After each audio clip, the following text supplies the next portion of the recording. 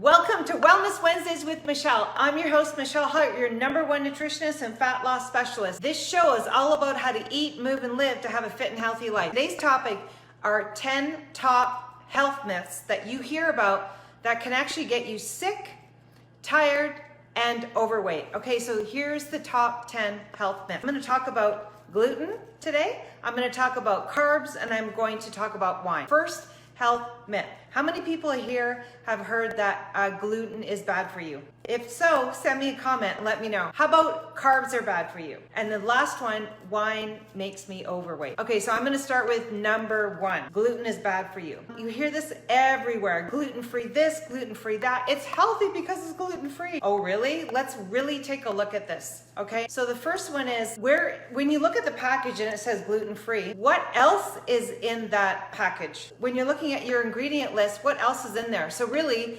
let's take a step back. What is gluten? Gluten is a protein that some people can't digest. What are those people? Those that have an inflammatory response to it. Who are they?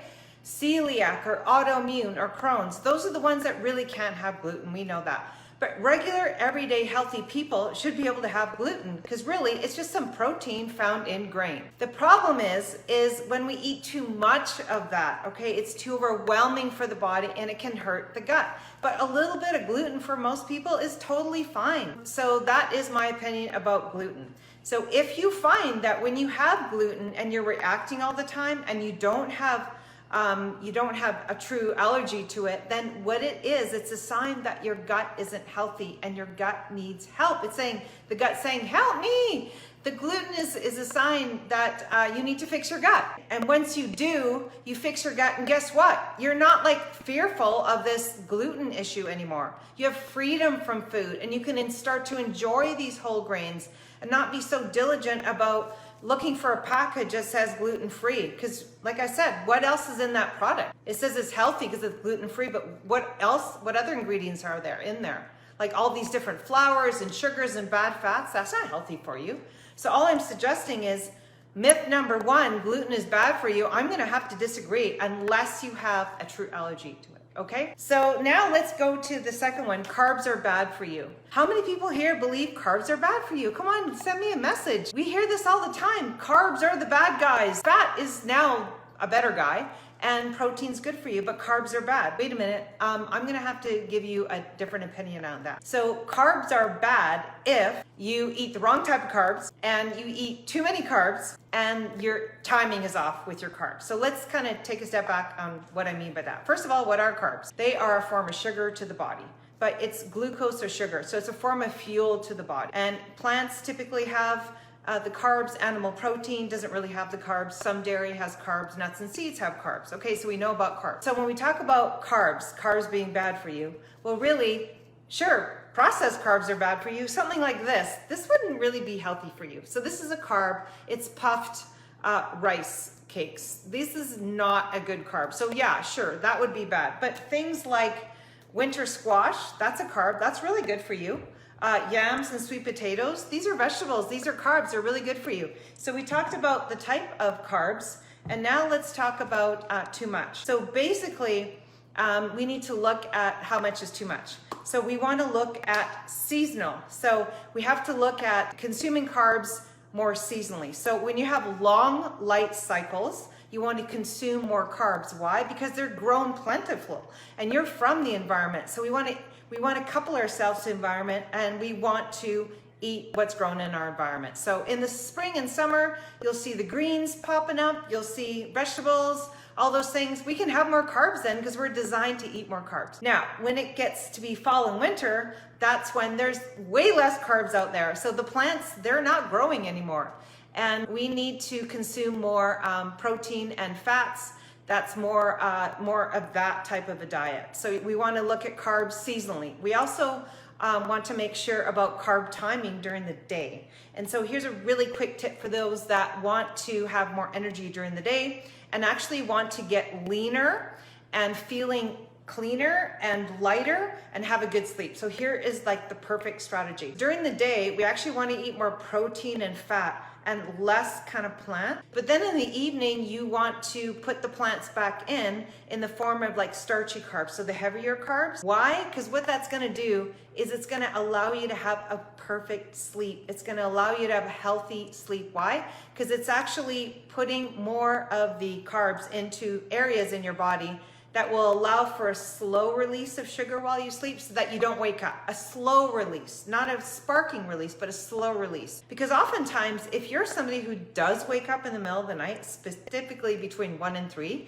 that could be that your blood sugar is off, and so your carbs are off.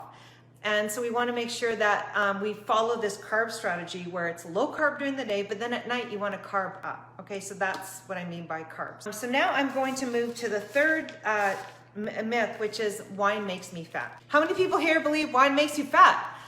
This is just, boy, it's always talked about. Wine is going to make me overweight. Every time I have wine, I gain weight. Okay, well, my opinion is we have to take a step back and look to see what's really going on. So the first one is wine is a form of alcohol and it will raise blood sugar. Just know that that's what it is. So if you're somebody who has blood sugar dysregulation and you have a liver that's too toxic because it has to filter out the alcohol, then that's really the problem. It's not the wine that's the problem. It's that you have blood sugar dysregulation, like hypoglycemia, or you have fatty liver or a congested liver. So how would you know that you have that? Well, let's take a look at that. Signs that you have liver congestion is some form of fat and you get gas and bloating because you can't release the bile to break down the fat. It's really the liver issue. So you should be able to absorb fat really easily, but if you can't, then that's a sign of a liver congestion. Also, if you have any medical condition, you know you have a liver issue, especially with cancer, post-cancer. If you've had cancer, that is a form of a liver congestion. The other thing is if you have hormonal issues, you definitely have a liver issue because the hormones are conjugated in the liver and the liver is overwhelmed, so it's not really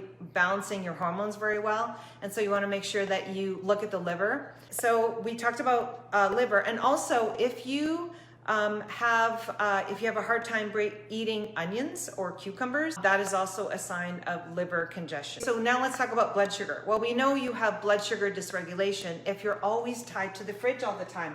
If you always have to eat like all the time, you can't go 4 hours without eating or 5, you have blood sugar dysregulation. Or if you eat and within like 30 minutes or 20 minutes, your energy goes down like that, you have blood sugar dysregulation. Or again, if you wake up in the middle of the night between say 1 and 3, you have a hypoglycemic response. There's a blood sugar thing going on. And for sure, if you're 20 or more pounds overweight, you've got a liver issue and a blood sugar issue, okay? So it's not the wine, it's like the liver saying, help me, and your blood sugar is dysregulated, so your system is off. That's the sign, okay? The other thing is if you have wine and you have like this flushing response, that's a histamine response. It could be that you're eating too many foods that have histamine. And what are those foods? Well, they're fermented foods. So if you have a reaction to fermented foods, or if you eat too many of them, the other ones are avocados could cause that as well. Eggplant, spinach, smoked meat. So if you're having too many of these, your